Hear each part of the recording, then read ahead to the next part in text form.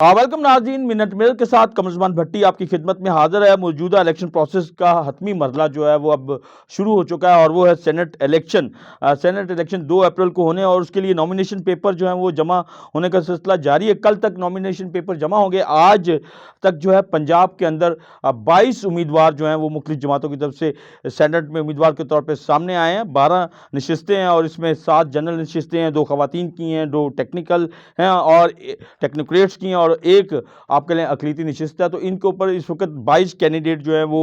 मैदान में आ चुके हैं और इनमें बड़े बड़े उम्मीदवार जो हैं वो हैं। और ज़ाहिर है कि अगर हम बात करें वफाकी वज़रा की, तो मोहसिन नकवी की तरफ से भी आज नॉमिनेशन पेपर जो हैं वो जमा करवा दिए गए हैं और उन्हें आप कह लें कि मुतफ़िक़ा एक कैंडिडेट कह सकते हैं कि जिसके नॉमिनेशन पेपर के ऊपर पीपल्स पार्टी की तरफ से अली हैदर गिलानी साहब जो हैं उनके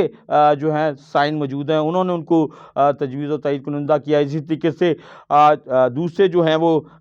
मुस्लिम लीग नून की तरफ से ख्वाजा इमरान नज़ीर जो हैं उन्होंने उनके साइन किए हैं। इसी तरीके से चौधरी शाफी हुसैन जो हैं जो मुस्लिम लीग काफ के उनकी तरफ से साइन किए गए। गज़फ़र अब्बास छीना साहब जो हैं उनकी तरफ से, तो ये 4 मुख्तलिफ लोगों ने उनके नॉमिनेशन पेपर्स के ऊपर साइन किए। सो आप कह सकते हैं कि मुत्तफ़िक़ा मगर आज़ाद उम्मीदवार के तौर पे आ रहे तमाम जमातों के लोग जो हैं उनको वोट करेंगे, सपोर्ट करेंगे और वो पक्के कह लेंगे पक्के सेनेटर और उसके बाद वो पक्के वफाकी वज़ीर दाखिला तो वो पहले ही हैं। लेकिन जो उनके ऊपर शर्त थी कि वो 6 महीने आगे अगर वो इलेक्ट नहीं होते तो फिर 6 महीने के बाद उनके लिए मुशीर बनना पड़ता है, जो कुछ और रास्ता निकालना पड़ता है। बहरहाल एक उनका बड़ा क्लियर नज़र आ रहा है कि वो जीत जाएंगे। इसी तरीके से औरंगज़ेब साहब जो हैं उनके नॉमिनेशन पेपर जो हैं जो वफाकी वज़ीर ख़ज़ाना है उनके भी जमा हो गए हैं और वो भी एक आप कह लें कि इस वक्त ऐवान के अंदर मुस्लिम लीग नून की और उनकी इत्तेहादी जमातों की वाज़ेह अक्सरियत है, तो उनके इम्कानात भी बड़े वादे हैं कि वो जीत जाएंगे। और इसी तरीके से पीपल्स पार्टी की तरफ से फ़ायज़ा मलिक ने जो है वो कागजात नामज़दगी जमा किए हैं और कराएँ और पीपल्स पार्टी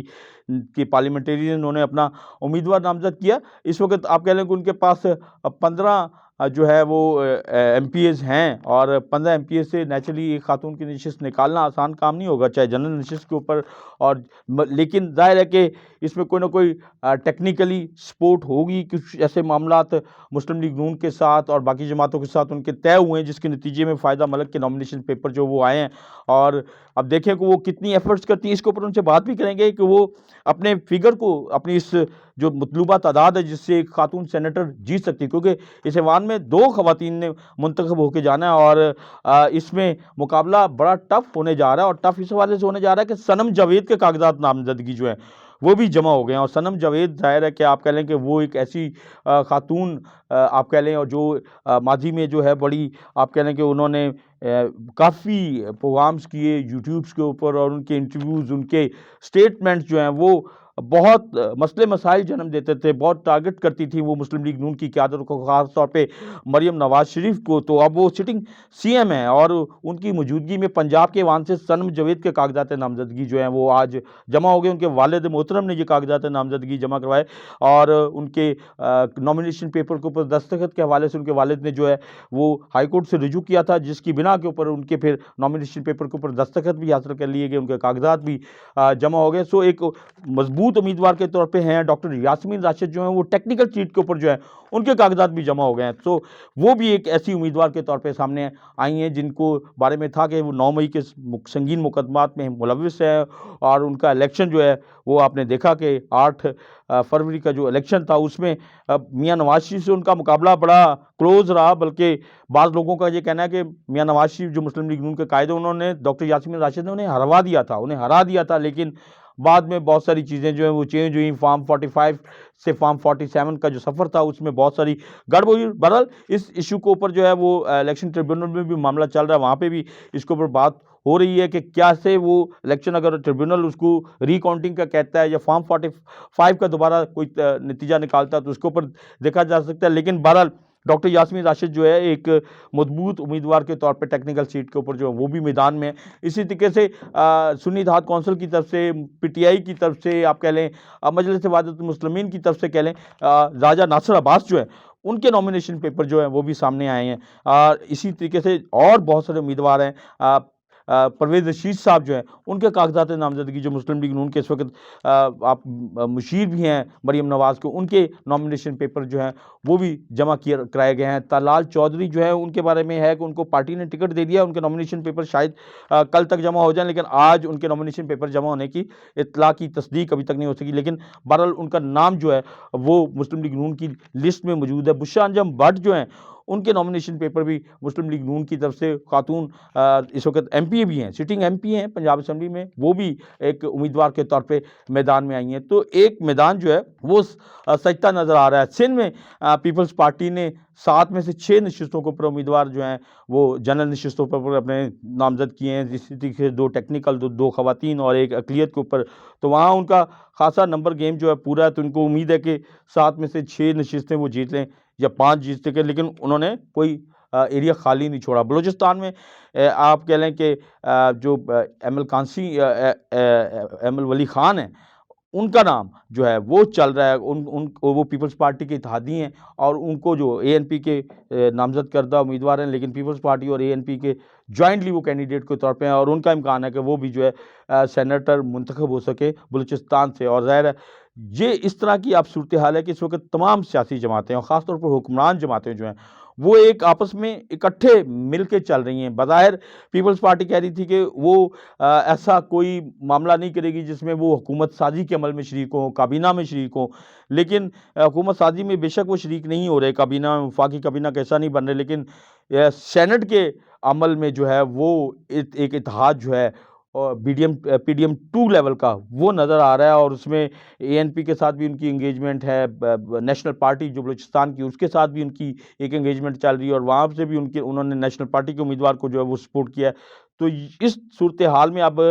एक बड़ा इलेक्शन जो है वो सेनेट का 2 मार्च को जो है वो 2 अप्रैल को वो मुतवक्को है और उसमें गालिब इम्कान ये है कि अपनी मौजूदा नशिस्तों के मुताबिक जो है मुस्लिम लीग नून वो ज़ाहिर है वाज़ेह अक्सरियत के साथ उनके उम्मीदवार ज़्यादा अक्सरियत में जीतेंगे, लेकिन उसके बावजूद यहाँ से सनम जावेद, डॉक्टर यास्मीन राशिद और जो राजा नासिर अब्बास हैं उनके जीतने के इम्कानात भी हैं। यानी कि इस वक्त 12 सेनेटर अगर पंजाब से जाने तो उसमें से 3 सेनेटर जो हैं वो आप कह लें सुन्नी इत्तेहाद कौंसल के नामज़द करदा कह लें, उनको आप पीटीआई के नामज़द जो भी कह दें, लेकिन इनके इम्कानात बड़े वाज़े हैं। जबकि मोहसिन नकवी, औरंगज़ेब और बाकी जो है उनके जीतने के भी इम्कानात हैं। सो एक आप कह लें कि एक ऐसा माहौल अब बन गया है कि जिसके मुताबिक जो है ये जो एक 8 फरवरी से शुरू होने वाला इलेक्शन का सेटअप था ये अब अपने हतमी मरहले में दाखिल होने जा रहा है और लग रहा ये रहा है कि जो कमिटमेंट्स या जो मामला तय हुए थे, वो कहते थे ना कभी कि हमारी साड़ी गल हो गई, तो वो गल होने वाले मामला भी जड़े ना वो काफ़ी हद तक पूरे हो रहे हैं। कुछ गड़बड़ भी हुई, कुछ इलेक्शंस में ऐसे नतायज आए और जिसके नतीजे में वो उनको गिले शिकवे भी हुए कि ये तो चौथी मरतबा वज़ीर-ए-आज़म बनने की बातें थी, लेकिन वो ज़ाहिर है गल उन्होंने तो नहीं की थी, वो तो बेचारे लंदन से पाकिस्तान आए, तो गलबात तो जो कर रहे थे वो शहबाज शरीफ साहब थे और उन्होंने पता नहीं अपनी बात कर ली या क्या किया, लेकिन बहरहाल काफ़ी हद तक कमिटमेंट्स जो हैं वो पूरी हो रही हैं, चल रही हैं। और अब चेयरमैन सेनेट के तौर पे आप कह लें कि बहुत सारे लोग कह रहे थे कि यूसुफ ज़ई गिलानी साहब ने तो कौमी असम्बली का हल्फ उठा लिया है, तो वो तो चेयरमैन सेनेट नहीं बनेंगे, वो तो बनेंगे जनाब काकड़ साहब बनेंगे और पता नहीं क्या कुछ कहानी अफसाने घड़े गए। लेकिन अब जिस तरीके से यूसुफ ज़ई गिलानी साहब को ज़िमनी इलेक्शन में जीते हैं, तो बहुत वाज़ेह इम्कान है कि जो कमिटमेंट जो अनाउंसमेंट की थी पीपल्स पार्टी पार्लियामेंटेरियन के सदर और इस वक्त मौजूदा सदर मुमताज़ आसिफ अली ज़रदारी ने, उसके मुताबिक अब चेयरमैन सेनेट जो है आने वाले दिनों में यूसुफ ज़ई गिलानी ही होंगे। गालिब इम्कान यही है, आगे चल के कुछ तब्दीली आती है, लेकिन अभी तक जो चीज़ें हो रही हैं वो यही हैं। और मैं आपको कह सकता हूँ कि ये जो मौजूदा सेटअप है इसके बारे में एक बड़ा वाज़ेह है ऊपर के हलकों में, उन पावर कॉरिडोर्स में, कि इस पार्लिमानी सिस्टम को पूरे 5 साल पूरे करने हैं और इन पूरे 5 साल पूरे करने के हवाले से जो है अब इसको किसी को गुस्सा लगे, कोई जितना मर्ज़ी जज्बाती हो, लेकिन अगर 5 साल पूरे करने हैं तो फिर उसके मुताबिक ही चीज़ें जो हैं वो आगे चलेंगी। ऊपर ज़रदारी साहब बैठे हैं, उसके बाद चेयरमैन सेनेट आएगा, गिलानी साहब आ जाते हैं और बाकी आ जाते हैं। तो एक खुशाइन बात यह है कि अपना निज़ाम जो है जमहूरी निज़ाम वो अपनी आगे बढ़ रहा है और सियासी इस्तेहकाम का दौर जो है वो शुरू होने जा रहा है। अगर इसी तरीके से चीज़ें अपने लेवल पे चलती रहीं, मामला इसी तरीके से आगे चलते रहे, तो बहुत हद तक इस बात के इम्कानात है कि बाकी वो जो एंग्री यंग मैन किस्म के पॉलिटिशियंस हैं वो भी थोड़े से चीज़ों को समझेंगे और वक्त के साथ साथ वो वक्त के धारे में बहने की कोशिश करेंगे और फिर बहरहाल पाकिस्तान की सियासत जो है एक आप कह लें कि एक बाकायदा सिस्टम को और एक रास्ते को अडॉप्ट कर सकेगी। इलेक्शन के नताइज के हवाले से, पोलिंग के हवाले से, नॉमिनेशन पेपर जब तक फाइनल होते हैं सारे स्क्रूटनी के अमल के हवाले से, इसके बारे में भी आपको आगाही देंगे। लेकिन जैसे जैसे ये प्रोसेस होगा उसके ऊपर बात करेंगे। इजाज़त दीजिए, अल्लाह हाफिज़।